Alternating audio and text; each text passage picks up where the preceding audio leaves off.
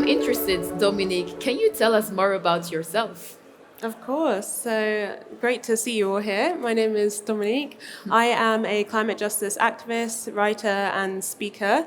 And I actually first got involved in environmentalism in 2018. I was living in South London at the time, and I realized that my community where I was living was being impacted disproportionately by air pollution.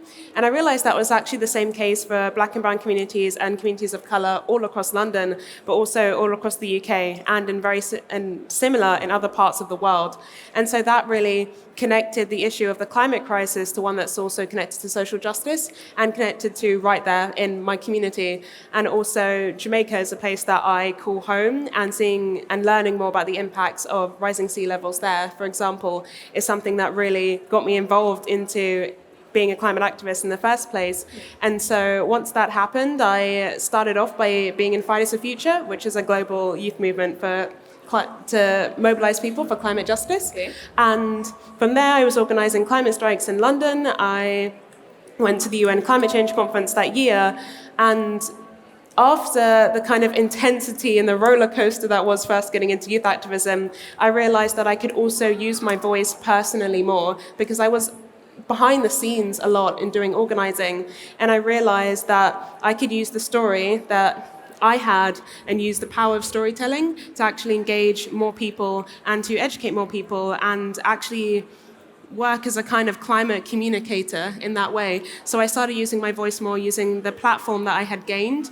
And also during the pandemic, what had happened is I was feeling like we needed to engage more people in a different way, Okay. and that there was a really big chance, especially to harness things like music, like arts and culture for a complete cultural shift. And at the time, my friend founded Climate Live, and I joined like near the beginning, and it is a youth-led organization to harness the power of music, to engage, educate, and empower people to take action. And it's a way that we can bring people in with music, but then they hear from activists, they are educated about the crisis, and they leave with a sense of empowerment and with very tangible steps of, oh, I can join this climate group or this climate organization and I can do this, Yeah. which I think is really powerful. And so what I do right now is a mix of that. I am a climate communicator. I talk in the media about the crisis and what we can all do.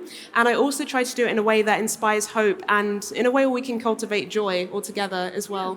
And so you talk about using your platform. Now, we've used the word influencer today. What do you think about the word influencer? What do you think about when you hear the word influencer?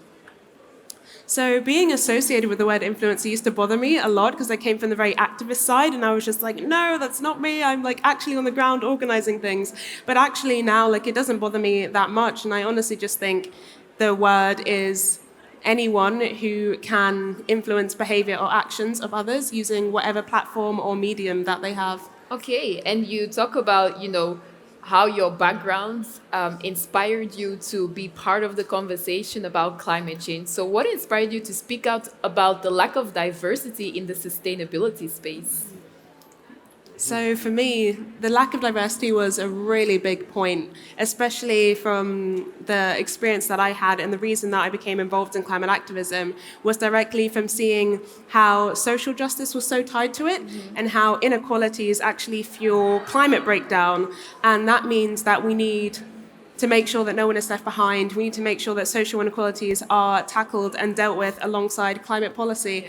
And when we are campaigning and we're making demands, what we demand for actually really shapes the outcome. So for me, it was very important to make sure that the movement was diverse and that it's highlighting the voices of the most affected people on the front lines of the climate crisis, that it is including a range of experiences, as also when we're engaging other people, sometimes people will be engaged more with things that feel close to them, Yeah. things that touch their hearts in a different way. And it's really important to also see yourself reflected. And at first, when I joined the movement, I didn't see many people who looked like me in the UK, for example. Yeah. And so that was something that I felt could be a barrier for other people. And that is why it's something that I do work on to make sure that people's voices can be heard and given that platform, and that they're genuinely included within the climate and environmental space. Yeah, and your influence has gone quite far. You've been able to speak to events at COP26 with people like Emma Watson. You've gone to O2, where you had Billie Eilish. So, what has been your biggest milestone so far for you?